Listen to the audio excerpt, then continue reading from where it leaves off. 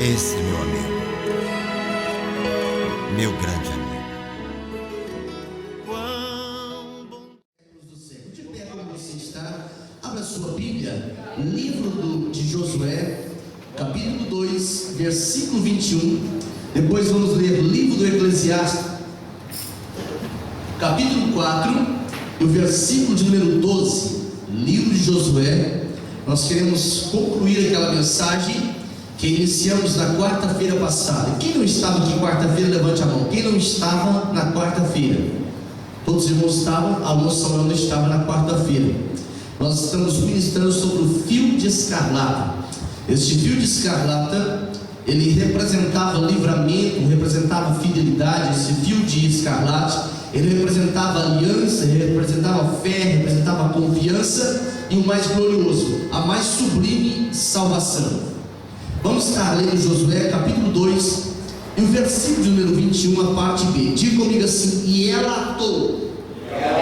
Diga forte: e ela atou o cordão de escarlata à janela. Agora, livro do Eclesiastes, capítulo 4 e o versículo 12. Também a parte B do texto. Livro do Eclesiastes, o livro do pregador, capítulo 4 e o versículo de número 12. Eclesiastes, capítulo 4 e o versículo número 12. Após o Salmo, vem Provérbios, Eclesiastes. Diga comigo: e o cordão de 3 dobras não se quebra tão depressa. Amém. Assente, mantendo a sua Bíblia aberta. Nós estivemos ministrando a primeira parte desta palavra na quarta-feira, e nós associamos o cordão de escarlate, ou a corda de escarlate que foi utilizada, com as 3 dobras do cordão que o sábio Salomão escreve no livro de Eclesiastes, no capítulo 4 e no versículo 12. A razão de nós associarmos esses 2 textos é por causa das 3 áreas da vida humana. Nós sabemos que a primeira área da vida humana seria a área moral, a segunda área, a área social, e a terceira, e tão importante quanto as outras duas, é a área espiritual. Nós dissemos a título de curiosidade que quando se vai medir o índice do desenvolvimento humano, e as organizações que trabalham com esses índices, elas utilizam de 3 critérios básicos. Utiliza-se do primeiro critério, que é a expectativa, a perspectiva de vida da população. Segundo aspecto, utiliza-se do meio de conhecimento, utiliza-se dos níveis de alfabetização, dos níveis de desenvolvimento escolar. E o terceiro é o produto interno bruto daquele país. E quando soma os 3 referenciais, quando soma os 3 números, a conclusão dele é chamada de índice de desenvolvimento humano.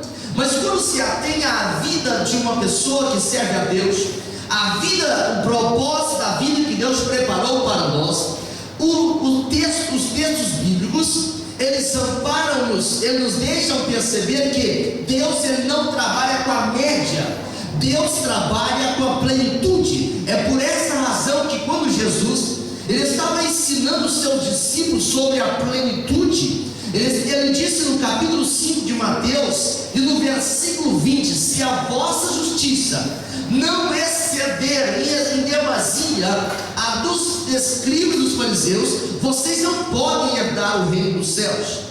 Por que ele utilizou essa expressão? É porque Deus não suporta crentes mornos. Deus não suporta uma vida cristã medíocre. Deus não suporta uma cristandade ao nível da média. Não. A Bíblia explica que a cada dia o salmista, ele revela no Salmo 27, no versículo 4, ele utiliza uma expressão tão extraordinária, dizendo que ele diz: uma coisa eu pedi ao Senhor. Alguém poderia imaginar que ele estava pedindo a morte dos seus inimigos. Não era essa a coisa que ele pedia. Alguém poderia imaginar que era socorro financeiro. Também não era isso que ele pedia. Ele diz que eu possa habitar na casa do Senhor todos os dias da minha vida.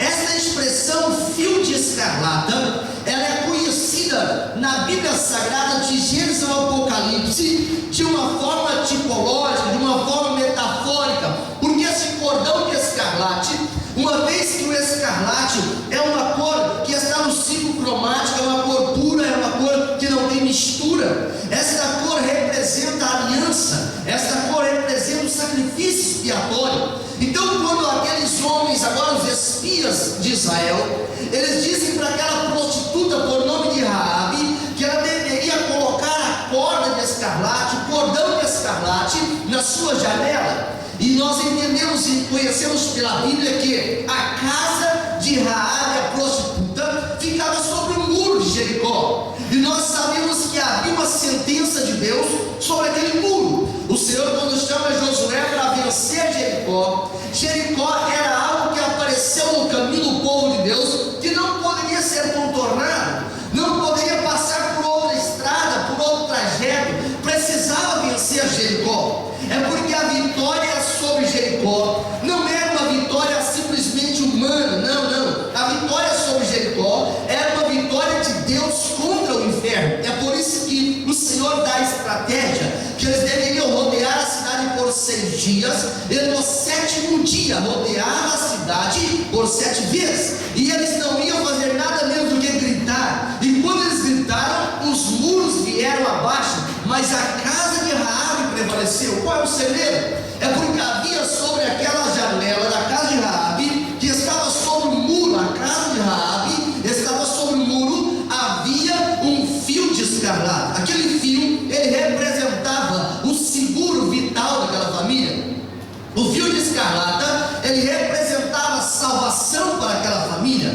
É por essa razão que, quando nós olhamos para os 3 aspectos, as 3 áreas da vida humana, nós não vivemos apenas como um amontoado de aminoácidos, absoluto que não. Nós somos o resultado da mente, da ideologia, da ideia de Deus, o plano de Deus, o projeto de Deus, e para tal ele estabeleceu essas 3 áreas vitais da nossa existência: a área social, a área moral, a primeira área moral que eu citei, a área social e a área espiritual.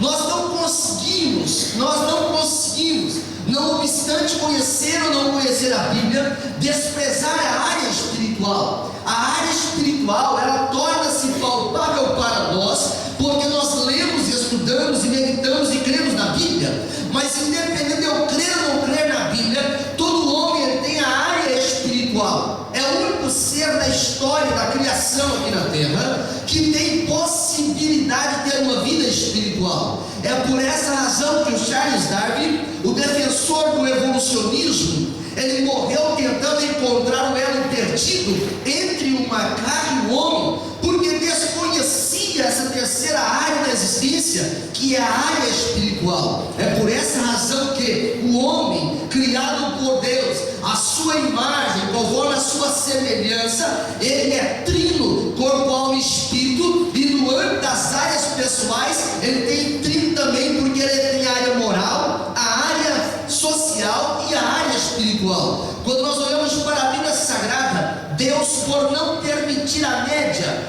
Ele sempre vai nos levar a viver a plenitude do Espírito. Essa razão levou o apóstolo Paulo, quando ele está orando pelos irmãos de Éfeso, no capítulo 3, versículo 14, diz: por essa causa eu me coloco de joelho diante do Deus e Pai de nosso Senhor Jesus Cristo. E no versículo 19 ele conclui dizendo que para que os irmãos fossem cheios da plenitude de Cristo. Esta razão, plenitude da vida cristã, é a razão pela qual o próprio Jesus, ele concedeu o ministério à igreja, pastores, apóstolos, doutores, mestres, evangelistas, visando a edificação dos santos para a plenitude do crescimento de Cristo. É por essa razão que não dá para dispensar na nossa vida o cuidado com nenhuma dessas áreas. Mas para nós entendermos isso, é imprescindível compreender que essas áreas só vão ser completas, só vão ser plenas se nós entregarmos o nosso caminho ao Senhor. O salmista revela, nós citamos isso quarta-feira, No Salmo 37 e no versículo número 5, ele diz: entrega o teu caminho ao Senhor, confia nele e o mais ele tudo fará. Sabe por qual razão que o salmista escreve isso? É porque ele sabia que essas áreas não seriam controladas a menos que o Espírito do Senhor pudesse ter liberdade, pudesse dominar, pudesse ajudar, pudesse controlar essas áreas da nossa vida.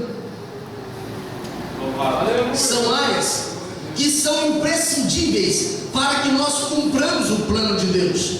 Existem um grupo de pessoas na face da terra que eles tolhem de si a liberdade de fazer o mal, ou seja, eles não fazem o mal, eles se disciplinam para não fazer o mal. Alguns vivem uma vida ascética, alguns vivem uma vida separada, pensando, dizendo assim: eu não faço o mal, e isso é suficiente para a salvação. Lembra? A Bíblia ensina que não é suficiente não praticar o mal. Nós citamos na primeira carta de Paulo aos Tessalonicenses, no capítulo 5 e no versículo 22, que é preciso fugir de toda a aparência do mal, e não apenas do mal, não apenas de praticar o mal, mas se algo na nossa vida, algo nos nossos relacionamentos, algo nos nossos projetos, eles têm uma aparência de mal, isso deve ser repensado, deve ser reavaliado, e nós chegarmos à conclusão que não deve ser praticado. Quando nós falamos sobre a área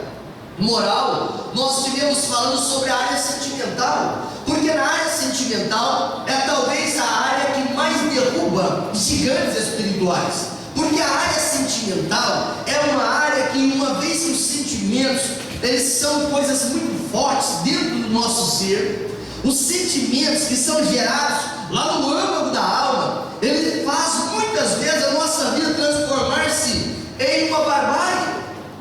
Porque quando nós começamos a acreditar nos nossos sentimentos, quando nós começamos a fazer os nossos sentimentos a nossa bandeira de vida, nós começamos a ludibriar-nos a nós mesmos. Por isso que a Bíblia nunca vai dizer que eu devo acreditar nos meus sentimentos, mas a Bíblia diz que eu preciso ter fé. A Bíblia diz que eu preciso fazer tudo por fé. Ela não diz que isso aqui não faz com sentimento, não agrada a Deus. Não, ela diz que tudo que não é feito por fé torna-se pecado, e sem fé é impossível agradar a Deus. Hebreus capítulo de número 11 e o versículo número 6. Por qual razão? Porque a explicação bíblica é que sem fé nós não podemos alcançar a expectativa de Deus.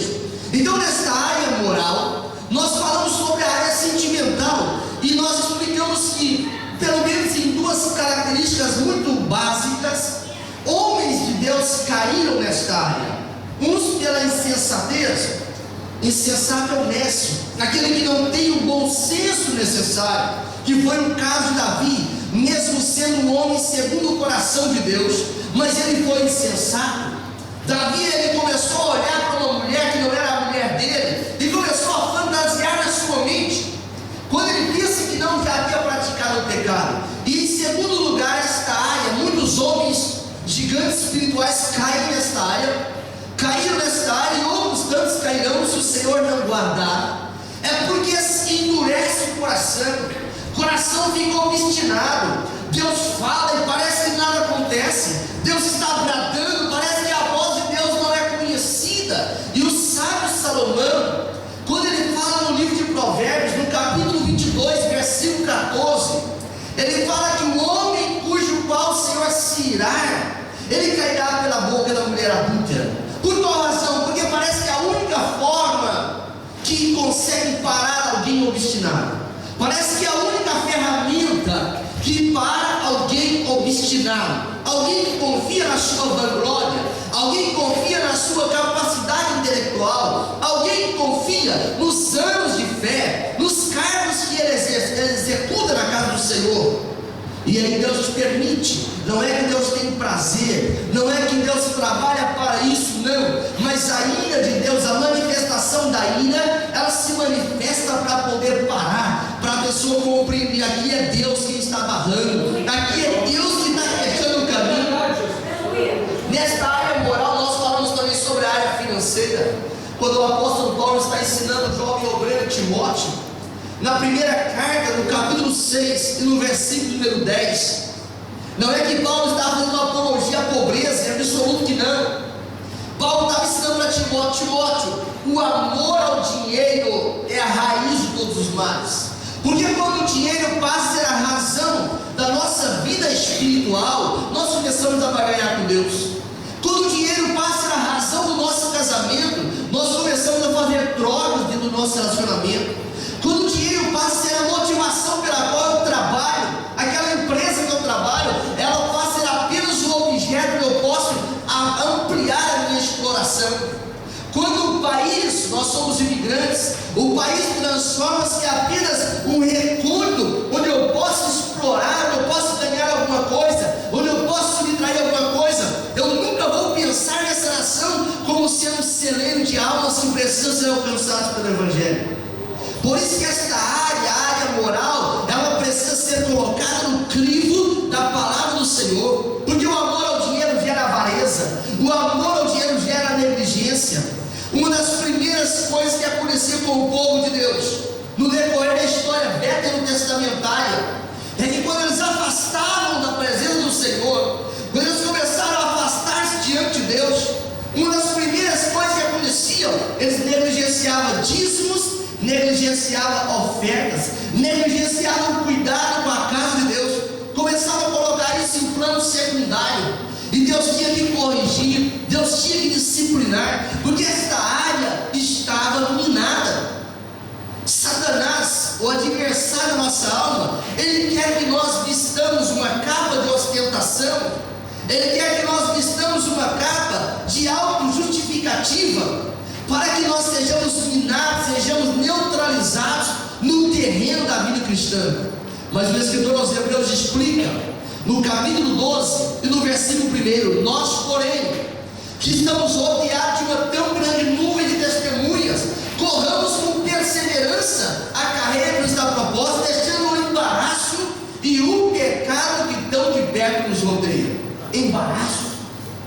Quantas pessoas que já foram pregadores da palavra, mas a sua mensagem foi neutralizada por um descuido na vida financeira. Quantas pessoas já foram instrumentos na mão de Deus, mas o descuido na vida sentimental neutralizou a pregação da palavra que ela tinha. É por isso que essas áreas exigem uma duplicada, triplicada, quadruplicada vigilância. O apóstolo Pedro, quando ele fala na sua primeira carta, no capítulo 5 e no versículo 8, ele diz a seguinte expressão: sede sóbrios e vigilantes, porque o diabo, o vosso adversário, anda ao derredor, bramando como um leão, procurando alguém que possa tragar. Mas estão vivendo dias de ansiedade, mas o apóstolo Pedro também ensina, na primeira carta, no capítulo 5 e no versículo 7, ele diz: lança diante do Senhor toda a vossa ansiedade. A ansiedade não me faz avançar o próximo passo.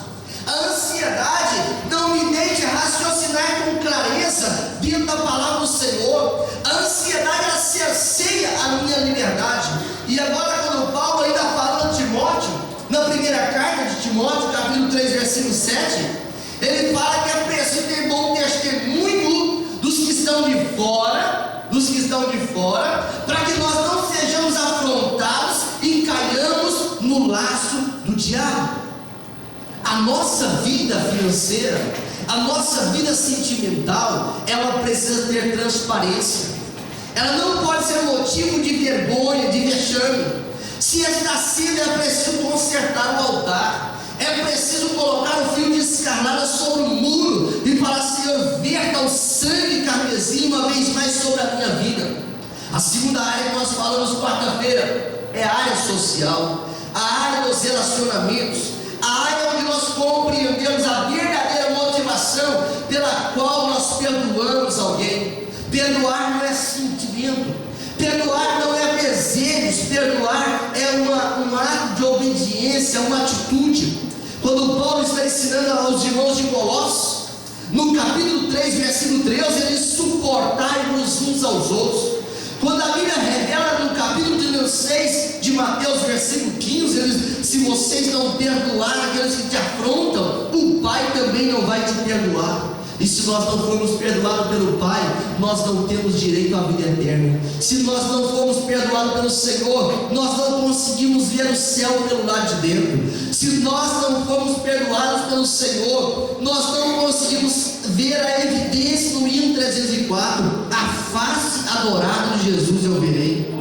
Essas áreas são áreas que exigem um duplicado cuidado, a área moral e a área social. Mas nessa noite eu quero ministrar sobre a terceira área, a área espiritual. Eu estava maravilhado ontem, quando nós estávamos dando discipulado naquela família do Zamujal.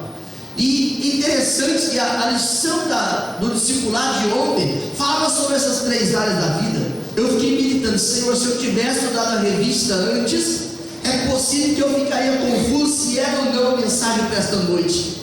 Mas eu já havia começado a ministrar a mensagem na semana passada, e quando eu olhei para a lição de ontem, que falava dessas três áreas, eu só pude celebrar o nome do Senhor. Lá na revista do Discipulado 2 dizia que onde você e eu passamos, a sociedade, o ambiente, o meio, sofreu com a nossa influência, sofreu com a nossa postura, sofreu com a nossa convivência, sofreu com o nosso andar. Por isso é extremamente importante. Quando Jesus andava, onde ele passava, as multidões eram encontradas, eram alcançadas, eram influenciadas por causa da passagem dele. Será que quando eu desço a escada do meu apartamento lá, será que os meus vizinhos são influenciados pelo meu testemunho? Será que quando eu ando no comboio, alguém que me conhece é influenciado pelo meu testemunho? Será que quando eu ando pelas ruas da cidade, alguém me vê, é influenciado pelos meus testemunhos?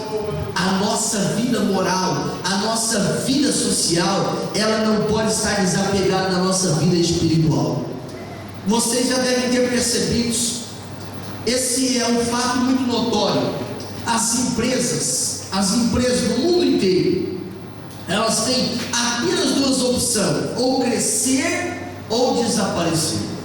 Toda empresa, ou ela cresce ou ela desaparece. As grandes companhias, conhecendo isso, quando não tem o recurso, quando não tem o capital para concorrer, quando não tem o capital necessário, dinheiro para investir, eles utilizam um subterfúgio chamado fusões. E 2, 3, 4, 10, o que acha que é necessário, se fundem em um novo grupo, aí chama Grupo Fulano de Tal. É uma estratégia para sobreviver. No âmbito dos medicamentos, no âmbito das áreas de drogas, as grandes empresas, elas se ajuntam, elas se fortalecem em uma fusão para tentar concorrer, para não perder o mercado. Na vida espiritual também, o crente, ele não tem a hipótese, ele não tem a opção de permanecer estagnado. É preciso ter um crescimento pessoal. O sábio Salomão, quando ele estava falando sobre essa atitude, no capítulo 24 de Provérbios, no versículo número 10, ele não está fazendo uma apologia ao poder do pensamento positivo, não. Ele não está fazendo uma apologia à autodeterminação, também não. Ele estava dizendo: se você se mostrar fraco, no dia da adversidade, a sua força vai ser pequena. É impressionante perceber isso na palavra, porque Satanás, quando ele olha para um crente fraco, quando ele olha para um crente desanimado, ele não vê, ali jaz um crente, em absoluto que não. Ali há um crentinho, também não. Quando ele olha para um crente desanimado, um crente que está pensando em parar, Satanás vê ele como um gigante que está passando por um processo de dormência, e que está adormecido, que está dormindo, que está alheio à vida despertada. É por isso que Paulo, quando fala aos Romanos, no capítulo 13, versículo 11, ele fala: já é tempo de despertarmos do sono, porque a nossa salvação está mais perto de nós do que quando no princípio nós cremos. O crente tem que crescer, nós precisamos crescer, e existem fatores que inibem o crescimento, que faz a nossa força ser diminuída: a falta de fé, os conflitos do ego. Como o ego, quando ele entra em distúrbio, o conflito, ele aniquila a nossa vida espiritual. Quantas vezes nós somos refém de um elogio? Quantas vezes o elogio quer falar conosco que ele manda mais na nossa vida? Quantas vezes, eu sei que isso não aconteceu com ninguém aqui, é só nosso lugar onde nós vimos. Pessoas eram vencidas porque não foram elogiados, não teve o seu trabalho reconhecido, alguém não pegou na mão e falou assim: muito bem, coisa maravilhosa, coisa linda, gloriosa, e foi vencido. Irmão, a nossa recompensa não é aqui, a nossa recompensa é lá. O apóstolo Paulo, quando ele fala na segunda carta aos Coríntios, no capítulo 5, versículo mais que 10 ou 20, ele diz assim: olha, nós vamos ter que prestar conta do tribunal dia do Senhor, o tribunal do Senhor, o bênção de Deus, para que nós possamos receber tudo aquilo que nós tivermos feito através do corpo. É por isso que Paulo, quando ele fala nessa carta aos Coríntios também, na primeira carta, no capítulo 15, no versículo 58, ele fala: sede firme, sempre abundante na obra do Senhor, porque o seu trabalho tem uma recompensa. Deus não fica devendo nada para ninguém. É por isso que precisamos crescer na vida espiritual. Outro fator que inibe o crescimento pessoal é a satisfação precoce. É quando eu faço do cargo que eu executo na igreja, que eu exerço, da tarefa que me é concedida, o meu cavalo de batalha. Quando eu fecho aqui e falo: só esse aqui que é importante para mim, nada mais interessa para mim. Todo o trabalho na casa do Senhor é extremamente nobre. Toda tarefa na casa do Senhor é extremamente nobre. Você não é só o porteiro, eu não sou só o cuidador da igreja, não. Todo trabalho é muito nobre. Tudo que eu faço com a motivação correta, há uma recompensa diante do nosso Deus. Não se contente em ganhar apenas as batalhas, porque há uma guerra a ser vencida. Não se contente em apenas pequenos feitos, porque há uma guerra a ser vencida. E outro impedimento de crescimento é a visão limitada.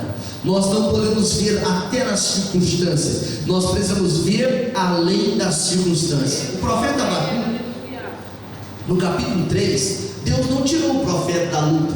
Não, ele soube que não. Deus não aliviou a carga do profeta, também não. Mas diz a Bíblia, parafraseando o texto, Deus mudou a posição de Abacuque na luta. Ele agora via a luta do alto, porque ele começou a crescer diante do Senhor. Começa a observar no capítulo 1, que ali há um conflito da fé. Ele começa a dizer: Senhor, o Senhor não pode ver o mal. Senhor, o Senhor não está percebendo a violência. Senhor, o Senhor não está percebendo a impunidade. Parece que Deus está dormente. Parafraseando o capítulo 1, mas no capítulo 2 ele começa a crescer. A Bíblia diz que ele fala assim: eu me colocarei na minha torre de vigia, o zigurate, a torre de observação, e vou saber o que Deus vai falar comigo. Quando pensa que agora está acabado, o inferno, quem sabe pensou: Abacuque agora já era. Abacuque quer dizer abraçado, agora não quer ver o que vai ser os abraços, o consolo. Mas ele começa a falar: Deus está vindo de temor. Ele começa a dizer no capítulo 3: Senhor, eu ouvi os teus feitos e tremi. Aviva a tua obra no meio dos anos, e no decorrer dos anos, no meio dos anos, faz essa obra conhecida. E no final ele começa a celebrar, dizendo assim: pode faltar a ovelha no curral, o produto da oliveira pode mentir, pode não ter nada para me comer, mas todavia eu exaltarei o nome do Senhor. Ele me faz andar altaneiro. Eu não estou andando mais na dimensão da terra, eu estou andando na dimensão espiritual. O que mudou na vida do profeta? A visão. Para nós termos um crescimento espiritual, não é suficiente ter um bom trabalho com boas remunerações, não é suficiente ter uma casa nova, um carro novo, os filhos na universidade. Não. Para ter um crescimento espiritual é preciso permitir que a visão seja ampliada. Jesus disse: onde está o teu tesouro, está o coração. E fala que é o tempo, o apóstolo Paulo dizendo, que é o tempo de andarmos por fé e não por aquilo que nós vimos. Para ter um crescimento espiritual, a primeira coisa que eu tenho que compreender, eu tenho que compreender o que é vocação. Se eu perguntar nessa noite: quem tem vocação aqui? Eu gostava que você manifestasse levantando a mão. Quem tem vocação? Só 30%? é porque você não sabe o que é vocação. Sabe o que é vocação? Essa palavra vocação no original, a pronúncia clesis. A palavra vocação é um convite, fala comigo, palavra vocação é um convite divino para eu abraçar a salvação. Isso é vocação. Vocação não é apenas ter um jeito para as coisas, Jesus falou que não, mas é um convite divino para abraçar a salvação de Deus. Agora vou repetir a pergunta: quem tem vocação, levanta a mão. Aleluia. 99%. Convite para abraçar a salvação. Por que disso? O apóstolo Paulo, quando ele fala na carta aos Romanos, no capítulo 11 e no versículo 29, ele diz assim: olha, os dons e a vocação de Deus são, fala assim, irrevogáveis.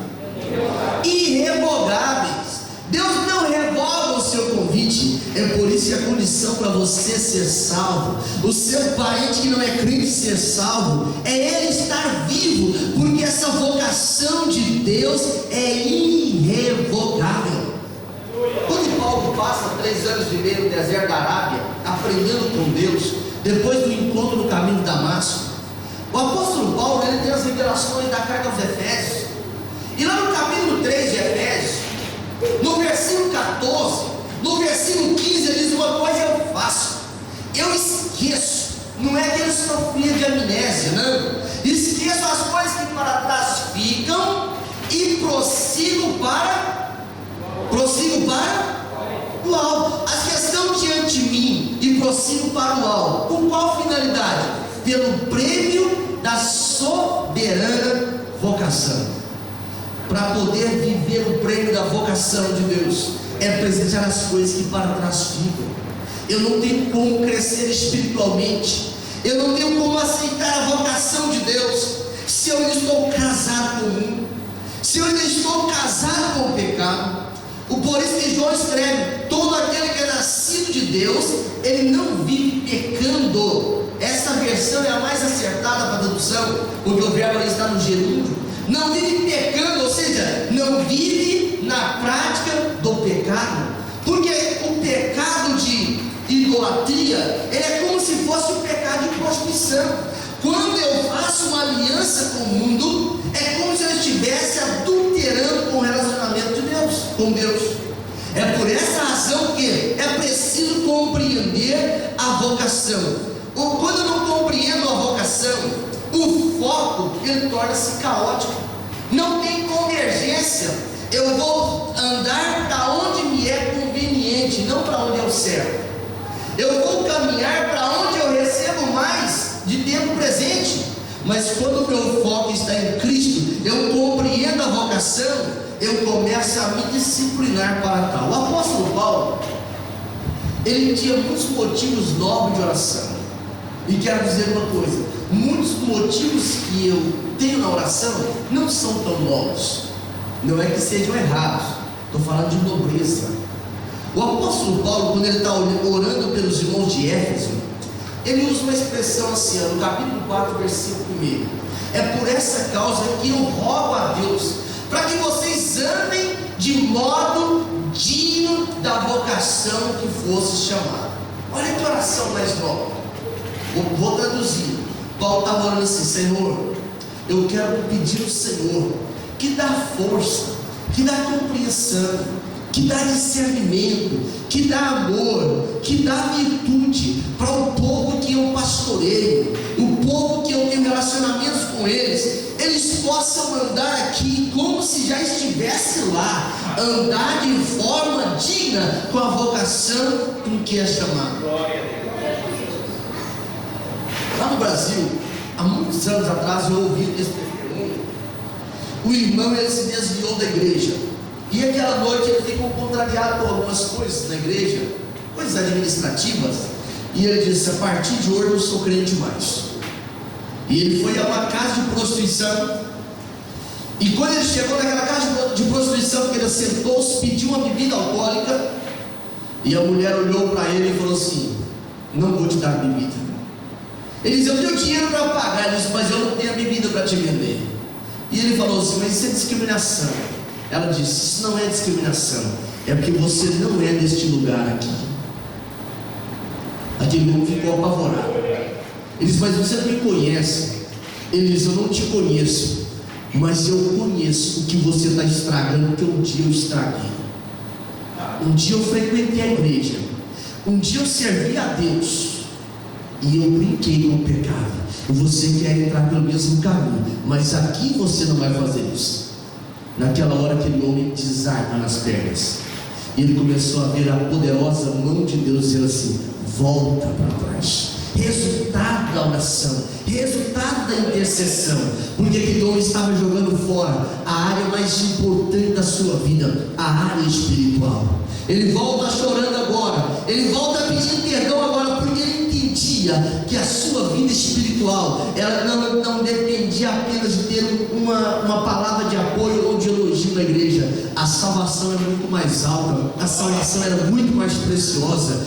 Não troque a sua salvação porque alguém não te elogiou, alguém não te aplaudiu, alguém não te valorizou. O apóstolo Pedro, quando ele escreve na sua primeira carta, no capítulo 1, no versículo 18, 19, diz: você não foi comprado com coisas corruptíveis, como prata ou ouro da vossa vã maneira de viver, mas sim com o precioso sangue de Cristo, como de um cordeiro imaculado. Você vale muito, você vale muito, aleluia.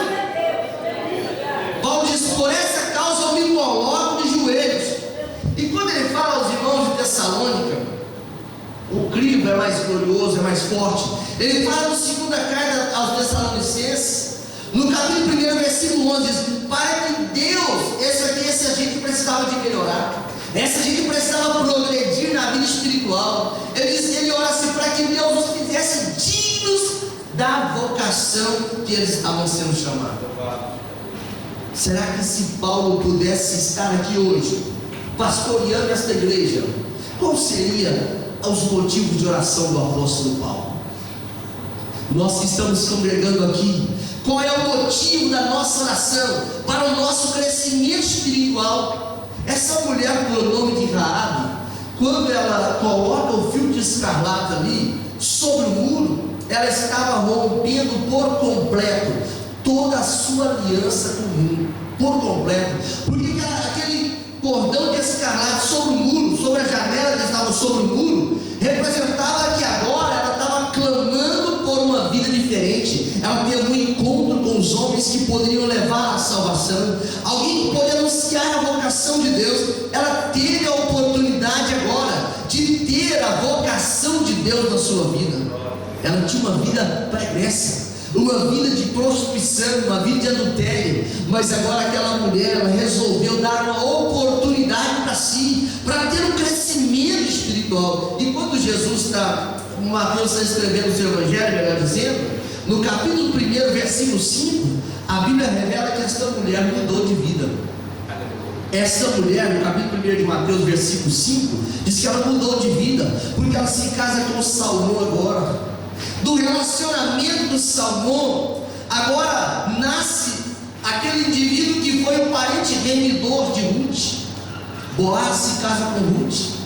Agora de Ruth nasce Obed, de Obed nasce Jessé, de Jessé nasce Davi, e a linhagem no qual veio o Salvador do mundo foi a linhagem dela. Sabe por quê? Porque ela aceitou a vocação de Deus para a sua vida. Ela não tinha compromisso de ter que morar em Israel, ela não tinha compromisso de ter que adorar o Deus de Israel, ela não tinha nenhuma prerrogativa determinando que ela deveria ser uma crente. Ela podia morar em qualquer lugar em Canaã, mas ela disse: não, eu vou morar no meio do povo de Deus. Ela quis crescer.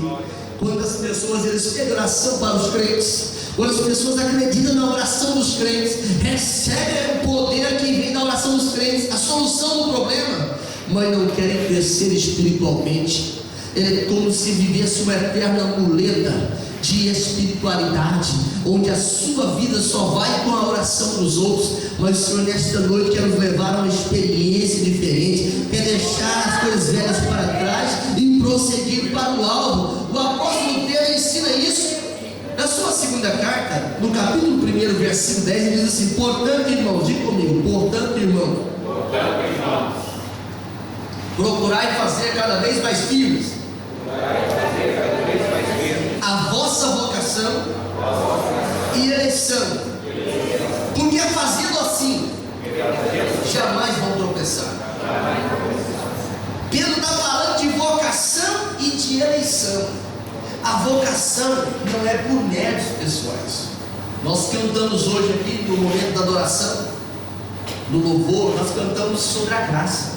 Quando Paulo fala aos Efésios, no capítulo 2, versículo 8, ele diz: ó, pela graça sois salvos mediante a fé, e isso não vem de vós, é o quê? É dom de Deus.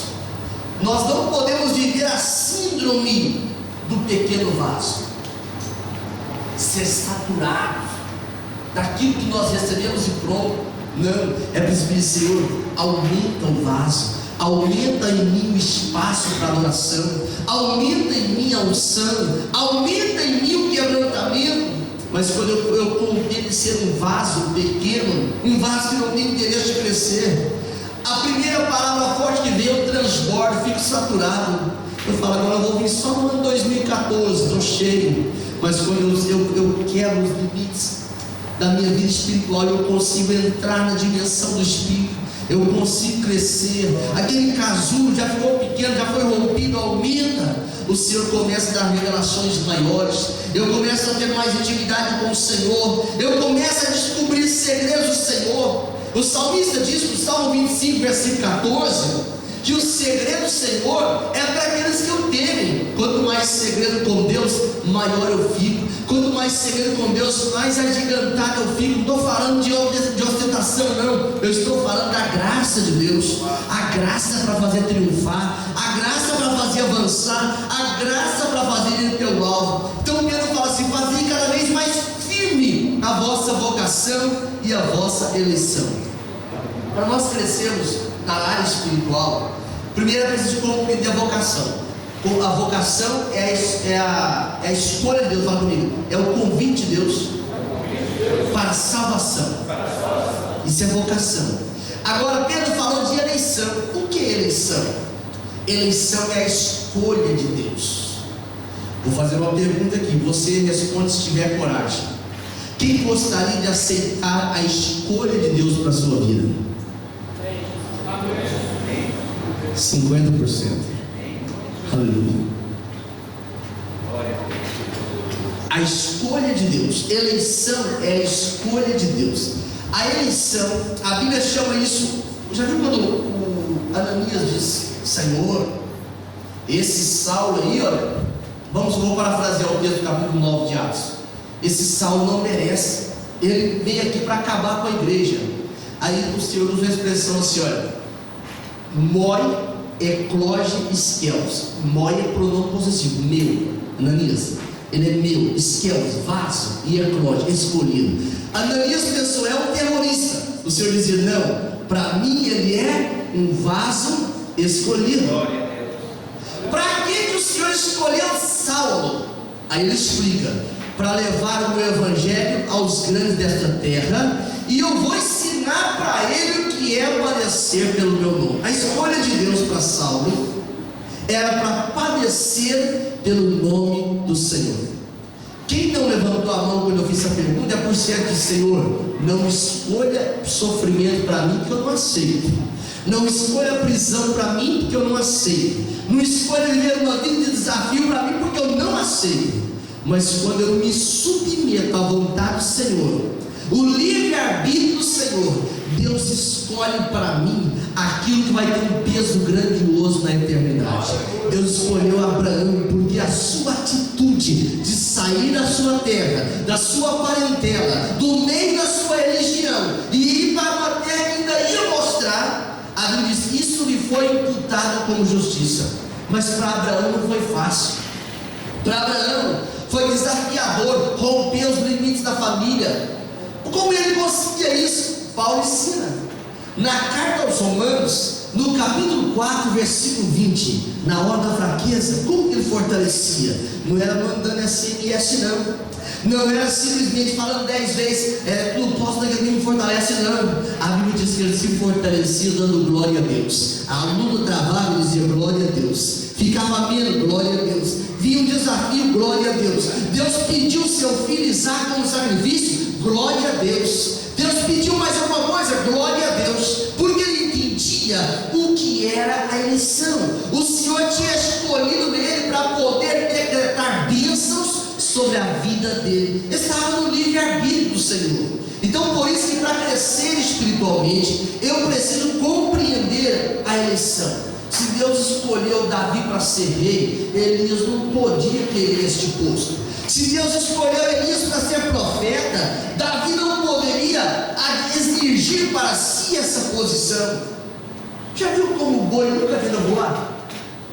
O boi nunca tenta voar, porque ele entende a escolha de Deus. Deus escolheu para ser boi.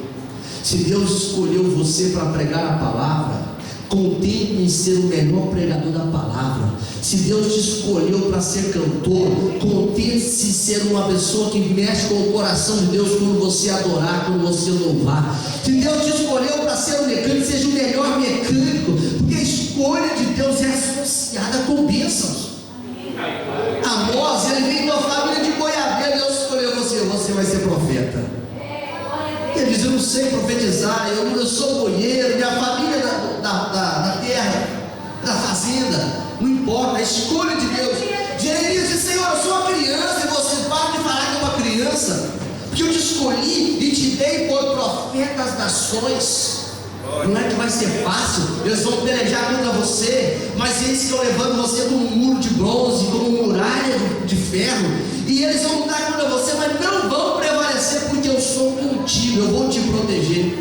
Entendendo a escolha de Deus, eleição da parte do Senhor. E o segundo aspecto da eleição é o aspecto da graça, é o decreto feito através da escolha. Deus decidiu.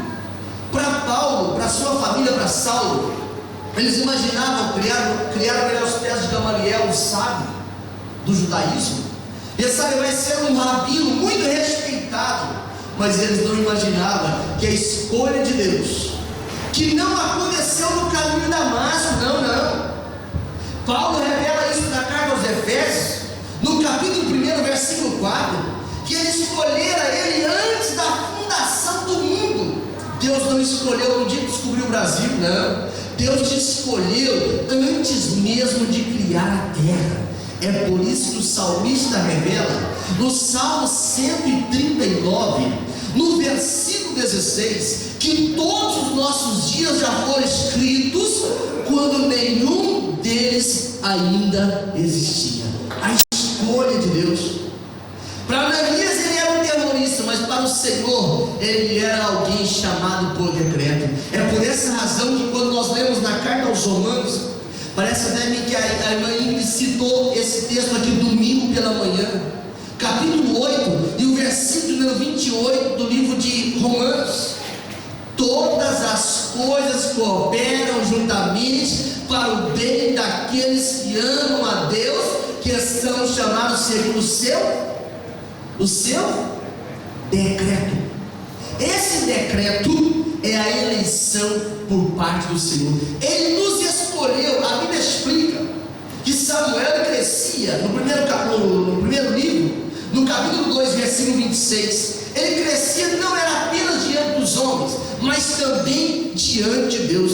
O menino Jesus, o médico amado revela isso.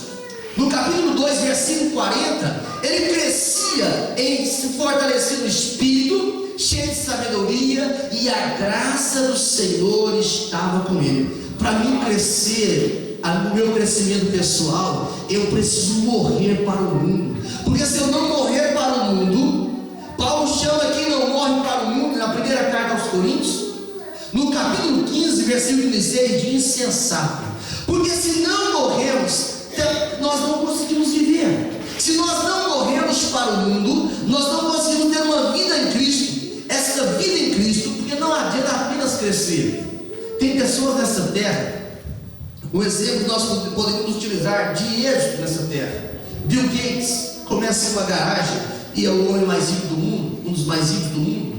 No Brasil temos Leite Batista, que conseguiu fortuna, mas é insuficiente para crescer diante de Deus, porque para crescer diante de Deus, o crescimento tem que vir dele. Paulo, quando fala aos Colossenses, no capítulo 2, o versículo 19, a parte B, ele diz: cresçais o crescimento que provém do Senhor. Mas para crescer no relacionamento com Deus, na vida com Deus, o apóstolo Pedro tem uma receita. Na segunda carta que ele escreve, toda a gente sabe de cor, quem frequenta a escola dominical, no capítulo 3 da segunda carta de Pedro, o versículo 18, ele vai: crescer na graça, fala comigo, crescer antes na graça, e no conhecimento. É porque esses dois erros, graça e conhecimento, nos faz crescer com Deus. Não é apenas crescer diante do Senhor. A Bíblia fala de Noé, que era um homem que estava em meio de uma geração corrompida, mas Noé era justo, ele era íntegro, desviava do mal e andava Noé com Deus. Deus era com Noé, ele achou graça diante dos olhos do Senhor. O pastor Russell Shedd, ele fala que a primeira carta de Pedro, no capítulo 2, no versículo 1 e 2, quando ele diz assim: olha, despojando-vos de toda maldade e dolo, ele fala que esse despojar não pode ser uma determinação por parte de alguém. Despojar, ele diz assim, ele explica esse texto, que é uma ação voluntária que procede da regeneração. O que é regenerar? É nascer de novo. Regenerar é uma vida nova. Quando você queima a sua pele, que as células morrem, que há um processo de cicatrização, é uma regeneração celular. Aquelas células nascem, morrem por causa da queimadura e nascem células novas. Assim é no crescimento com Deus. Tem que morrer a natureza velha, tem que sepultar o velho Adão, e para isso ele diz: tem que deixar toda a maldade, tem que deixar o engano, tem que deixar a hipocrisia, tem que deixar a inveja, toda sorte de maledicência. Eita! Pecado de maledicência parece que é o prato preferido para o crente que está sem crescer diante do Senhor. É fazer propaganda daquilo que é mal. Fazer propaganda daquilo que é mal. Achar defeitos em todos os aspectos, em todas as pessoas, e anunciar isso. Pedro diz: despoja disso. Isso não faz nós crescermos, mas ele traz a receita. Desejai assim como criança, ardentemente, o leite espiritual, para que por ele, por Jesus, vos seja dado crescimento para a salvação. Como que eu posso despojar? Jesus ensinou. Capítulo 8 de Marcos, em versículo 34, ele diz assim: olha, é preciso negar a mim mesmo a cada dia, pegar a minha cruz e seguir a Jesus. Não é apenas por um tempo, não é apenas até no dia que eu recebo o batismo das águas, não é apenas no dia que eu preciso nascer pela primeira vez. Ele diz que a todos os dias eu tenho que negar a mim mesmo. A vitória de ontem não garante a vitória de hoje. A vitória de 2012, as vitórias do plural, não garantem vitórias para 2013. É preciso despojar a cada dia. Sai para lá dor, sai para lá hipocrisia, sai para lá engano, sai para lá inveja, sai para lá maledicência. É preciso desvencilhar disso, porque senão eu não posso ser cheio de Deus. Esse vaso aqui, ó, ele vai me falar daquilo que está cheio. Esse vaso que é você só vai falar e agir daquilo que está cheio. Se nós colocarmos dentro de nós coisas que edificam, nós vamos produzir coisas edificadoras, frutos de justiça. É por essa razão que é preciso esvaziar de nós mesmos. João cresceu diante de Deus, João cresceu com Deus. E quando alguém disse, me parece que é no capítulo 3 de João, versículo 27 e 28, disseram: João, olha, apareceu Jesus aí, e toda a gente está indo atrás dele, está fazendo muito mais discípulo do que você. Aí João levanta as suas mãos para o céu. Eu imagino que ele levanta as mãos para os céus, em ato de render diante do Senhor. E no capítulo 3 de João, versículo 30, ele diz: importa que ele cresça e que eu diminua. Sabe por quê? João, ele sabia qual era o verdadeiro crescimento. Ele podia estar perdendo, vamos chamar aqui, perdendo o conceito da mídia diante dos homens, mas diante de Deus, diante de Jesus, o próprio Jesus fala: olha, eu tenho uma coisa para dizer para vocês. Vou parafrasear o texto para você entender. Daniel foi grande, teve revelações apocalípticas. Jeremias, ele chorou por uma nação, profetizou grandemente. grandemente, a Daniel também profetizou grandemente, Abacuque e outros tantos. Mas nascido de mulher, não tem ninguém maior do que João Batista. Não tem ninguém maior do que João Batista. João Batista não ressuscitou nem um morto, não curou nem um cego, não deu saúde nem um aleijado. Mas diz a Bíblia Sagrada no livro de Malaquias, no capítulo 4, parece que é o versículo 5, que ele ia restaurar os relacionamentos das famílias, ele ia unir pai com os filhos em um período de crise na família. E sabe de uma coisa? A mensagem de João Batista precisa ser anunciada também nos dias de hoje. Arrependimento, porque arrependimento traz crescimento. Enquanto eu ficar defendendo as minhas falhas, enquanto eu ficar fazendo apologia aos meus erros, eu nunca vou crescer com Deus, eu nunca vou crescer na vida espiritual. Mas para mim crescer na vida espiritual, eu tenho que sepultar o meu velho eu tenho que sepultar os meus desejos, eu tenho que sepultar as minhas vontades, para que a vontade do Senhor prevaleça sobre a minha vida. Para mim crescer espiritualmente, há uma promessa em Atos capítulo 2, e no versículo 39, eu preciso ser cheio, revestido do Espírito Santo, batizado no Espírito Santo. Quantas pessoas aqui não são batizadas com o Espírito Santo? Levante a mão. Quem não é batizado com o Espírito Santo? Quantos dias jejuaste nessa semana para receber este poder? Quantos dias jejuaste neste mês para receber este poder? Pastor, aqui é tão corrida as coisas. É preciso crescer. É preciso crescer. É preciso assistir no trono do Senhor. O apóstolo que escreve, eu penso que foi um apóstolo que escreveu carta aos Hebreus, no capítulo 4, versículo 16 diz: cheguemos com confiança ao trono da graça. Insista com Deus, fala: Senhor, eu quero crescer contigo, eu preciso de um revestimento de poder. Batismo com o Espírito Santo não é um adorno, não é um adereço. Batismo com o Espírito Santo é uma condição vital para nós vencermos os dias que são maus, em um mundo que, como disse João na primeira carta, no capítulo 5, no versículo 19, vencer um mundo que jaz no maligno. Nós precisamos ser batizados com o Espírito Santo para resistir no inferno. Precisamos ser batizados com o Espírito Santo. Você não pode deixar de receber esta virtude, porque essa promessa é para você, essa promessa é para quem não é batizado ainda, e para todos quanto o Senhor chamar, para todos quanto tem vocação. Se você diz que tem vocação, batismo com o Espírito Santo é para você. O Senhor te vocacionou para ser cheio, o Senhor te vocacionou para ser revestido. Insista com Deus no jejum, insista com Deus na oração, gaste as madrugadas clamando, dizendo: Senhor, eu quero ser cheio. Os discípulos esperaram 10 dias intermitentes, dizendo: Senhor, cadê a promessa de Lucas 24 e 49? Cadê a promessa do enchimento? O Senhor mandou ir para Jerusalém e ficar lá. Atos capítulo 1, versículo 8. Eles estavam há 10 dias, e ficavam 10 anos, ficavam 100 anos, mas eles não sairiam dali sem receber o batismo com o Espírito Santo.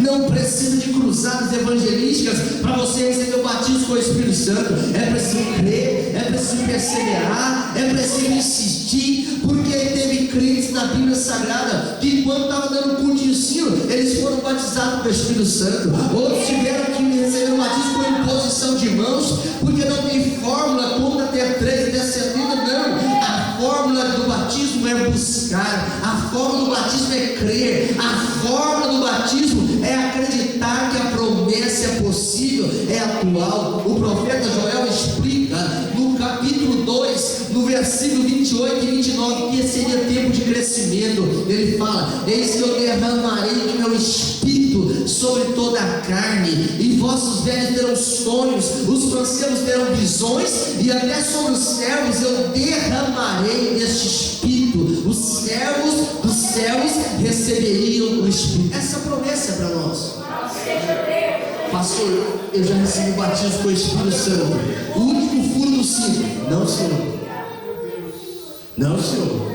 O último furo do cinto é a eternidade com o Senhor. Aquilo que o olho não viu, o ouvido não ouviu, nem subiu o coração do homem, Deus reservou para aqueles que o amam. Está reservado lá. mas aqui nós precisamos ir além do batismo do Espírito Santo. O apóstolo Paulo, quando ele fala na primeira carta aos Coríntios, no capítulo 14 e no versículo 1, ele diz: buscai com zelo os melhores dons, principalmente os dons de profetizar. Nesse culto como hoje, culto de ensino da palavra, ele deveria estar recheado de manifestação de dons espirituais, de crente sendo usado em profecia, crente com variedade de línguas, crente interpretando línguas, crente com os dons de curar, crente com os dons da fé. Mas existem momentos no culto que o crente nem dá glória a Deus. Como é que pode receber batismo com o Espírito Santo? Como é que pode receber dons espirituais?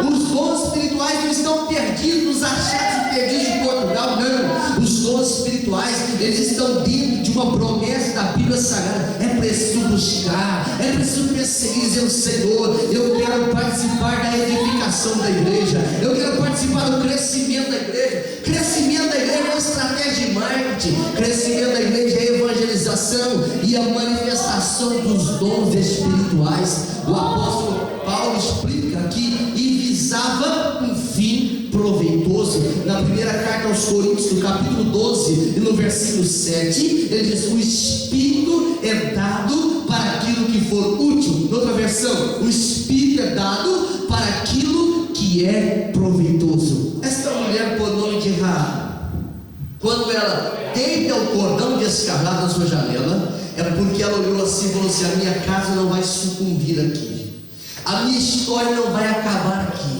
Esse cordão de escarlate, ele vai representar as três áreas da minha vida: a área moral, a área social e a área espiritual, todas elas cativa na rocha que é Cristo, cativa na promessa que advém de Cristo. Porque esta corda de escarlate, esse cordão de escarlate, é o que movimentava a fé daquela mulher. O escritor aos Hebreus explica no capítulo 11, no versículo 31, que pela fé Raabe, pela fé Raabe, ela não sucumbiu diante das muralhas de Jericó, mas ela abraçou o projeto de Deus. Por isso, nesta noite, eu quero te convidar a ficar de pé e você fazer uma análise ao estilo do Salmo 139, o penúltimo versículo, e dizer como o salmista disse: sonda-me, Senhor, esquadrinha-me, Senhor, vê se há em mim algum caminho mau e guia-me pelo caminho reto, por amor do teu nome. Esta oração, ela precisa sair do fundo da tua alma,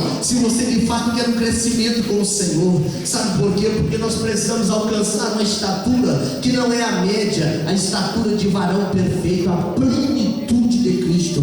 E isso só é possível quando todas as áreas da nossa vida estão debaixo do senhorio de Cristo. Ele está dizendo assim: eu conheço o teu assentar, Salmo 139, versículo 1 e 2. Eu conheço o teu levantar, eu conheço o teu agir, eu conheço o teu pensar. O Senhor conhece. Por isso que você só pode ir onde o Espírito Santo pode entrar. Você só pode falar o que o Espírito Santo pode ouvir. Você só pode ver o que Deus pode contemplar.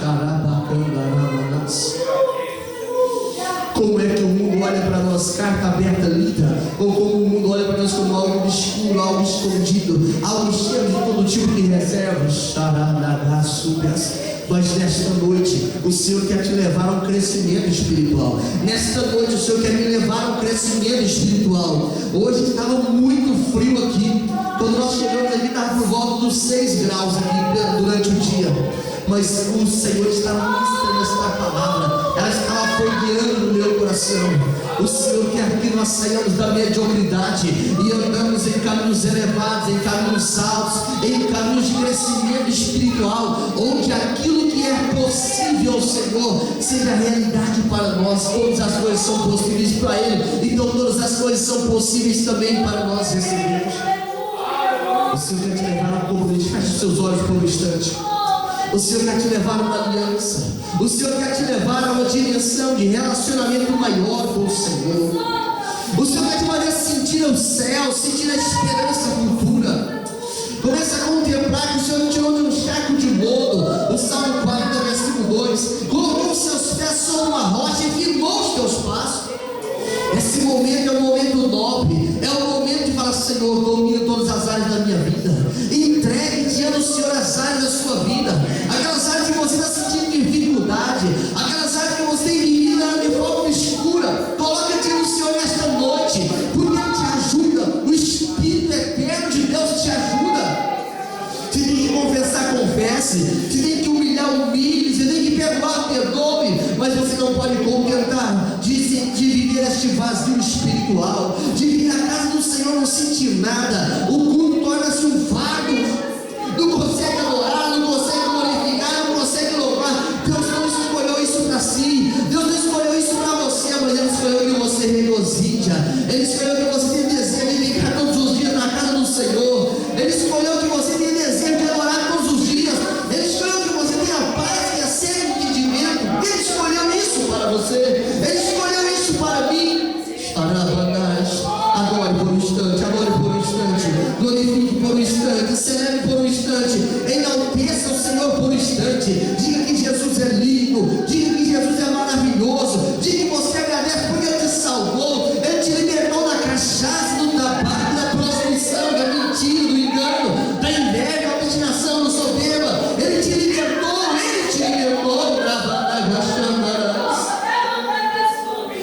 Eu te adoro, Senhor, pela salvação. Eu te adoro pela salvação, Senhor. Eu te adoro pela salvação.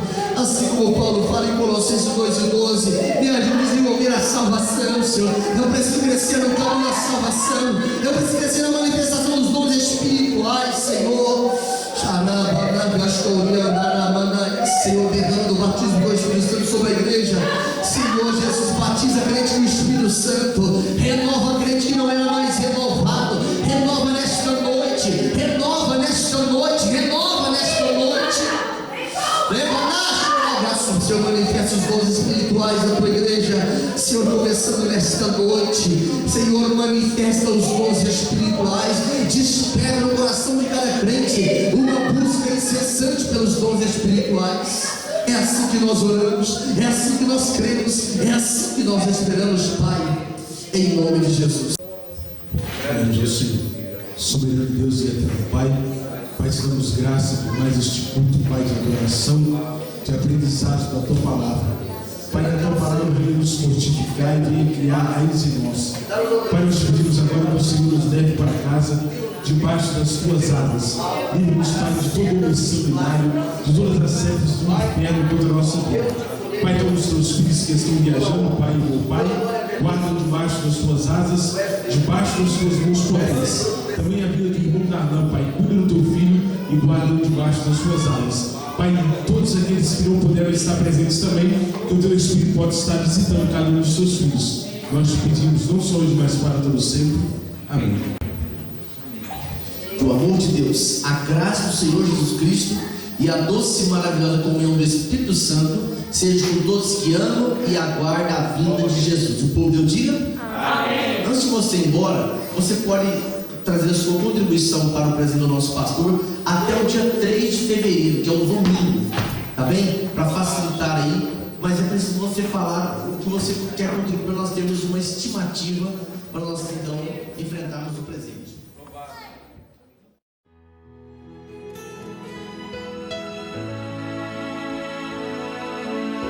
Esse, meu amigo, meu grande amigo.